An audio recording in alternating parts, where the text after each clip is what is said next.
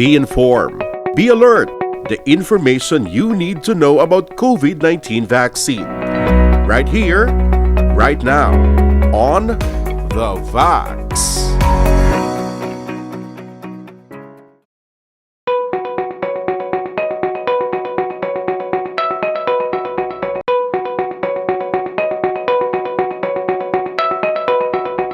Depende kung ang imo nga COVID mild, moderate, or severe or critical. Kung mild or moderate, usually in 1 to 2 weeks, madula naman ang imo nga sintomas, madula ang ubosipon, ang ilana.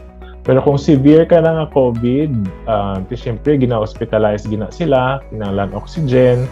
So depende pa sa lawas nila kung paano sila maka-recover. Usually, hatagan pa rin sila sa mga bulong, monitor before sila mag-recover.